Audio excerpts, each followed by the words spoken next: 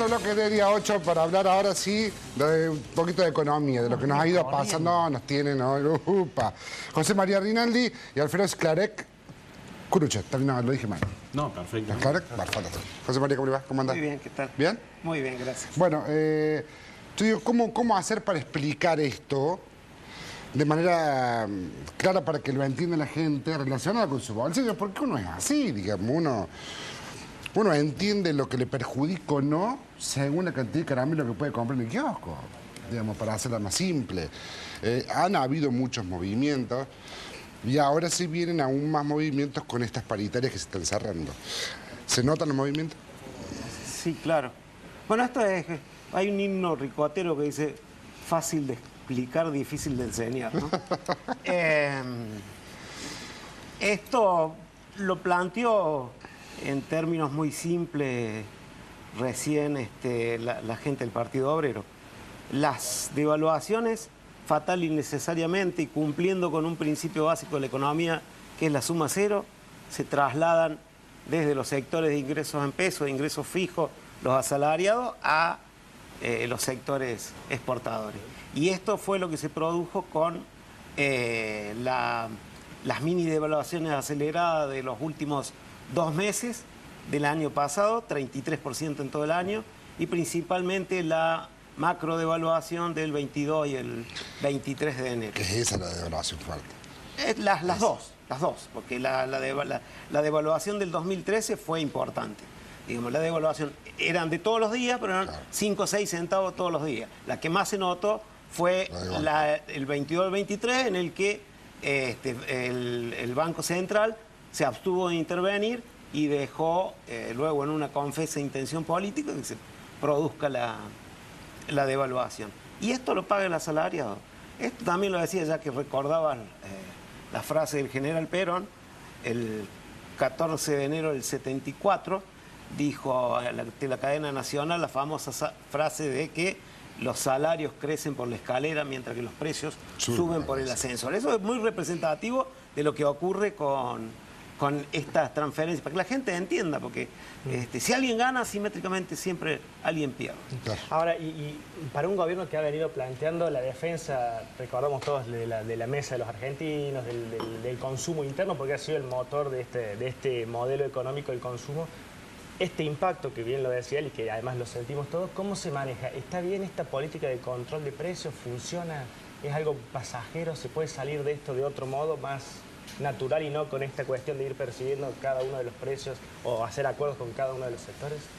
Bueno, yo creo que lo que estamos viviendo en este momento es la consecuencia de muchos años de mala política macroeconómica, que quizás en el momento, digamos, no se sintió con fuerza las consecuencias negativas, pero que claramente hoy ya las estamos viviendo.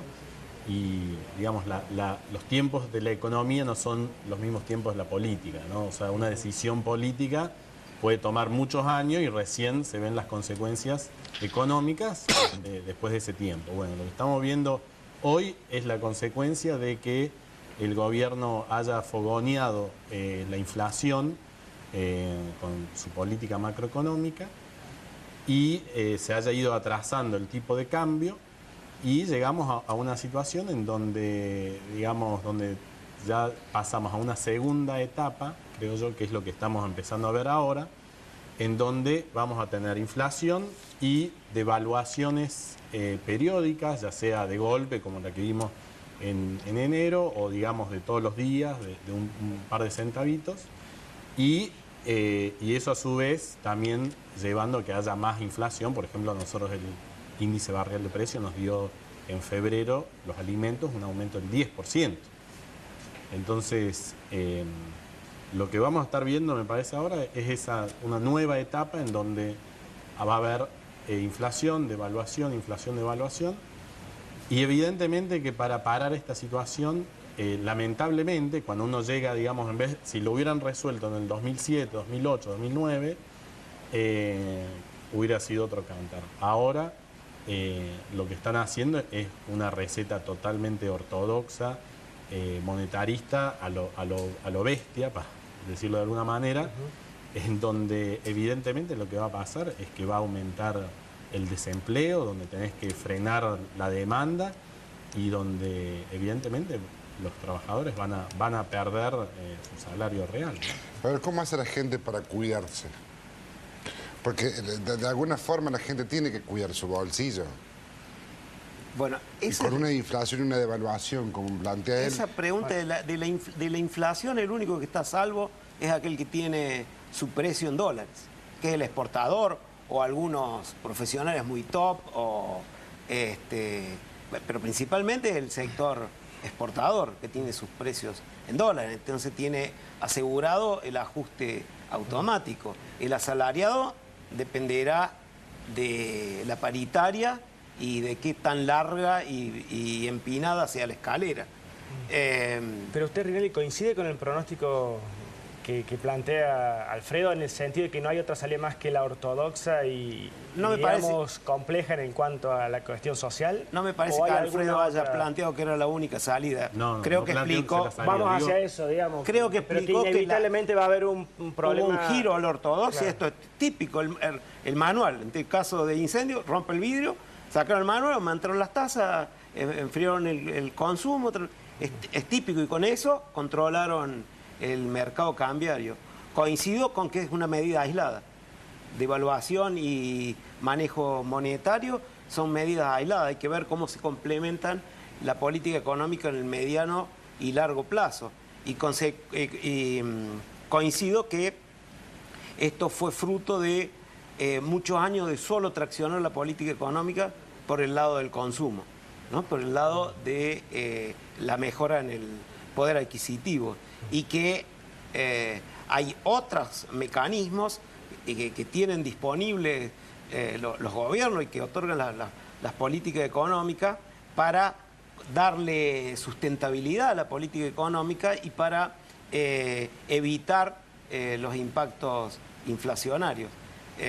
Hoy la inflación, el diagnóstico de la inflación es el impacto de la devaluación, que tiene inercia, tuvo inercia este mes y va a tener inercia el mes que viene. Ahora, en una economía fría se desactivan las causas de inflación por tracción esto de vida del consumo.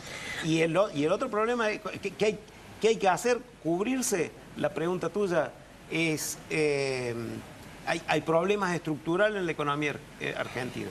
Es decir, que era otra de las preguntas que plantearon, una economía muy concentrada, muy monopólica, oligopólica, principalmente en el caso de los alimentos, es muy difícil tener precios controlados, cuidados, regulados.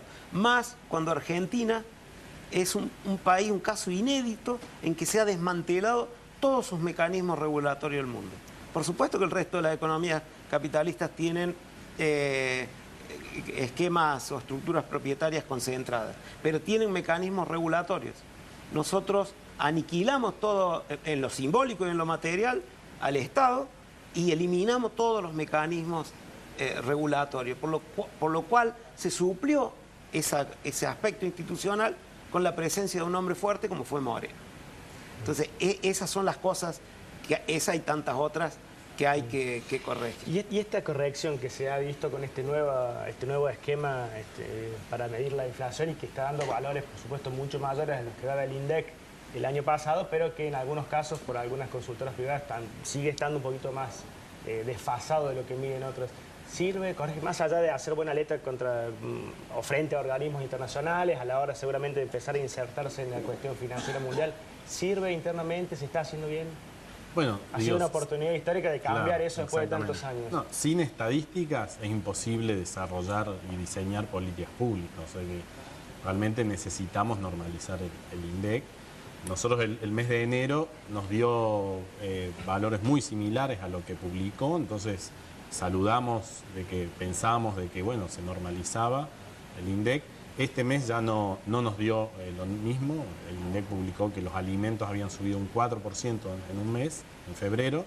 A nosotros nos dio en varias provincias donde medimos un promedio del 10%, con lo cual nos da la impresión de que si bien el gobierno ha tomado la decisión de blanquear en parte la inflación, está todavía jugando, digamos, al juego este de, de adaptar las estadísticas según la conveniencia política, y obviamente quizás era políticamente complicado salir a decir la verdad de que los alimentos subieron un 10% en febrero.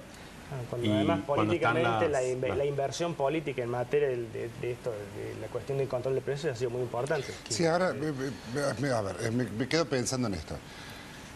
Suena muy llamativo, es muy llamativo que el gobierno, en este nuevo sistema de medición, plantee, según las mediciones, en estas primeras 2 mediciones que tiene el gobierno, y uno hace la proyección de estas mediciones, que va a ser de un 30 hasta un 35% la inflación anual.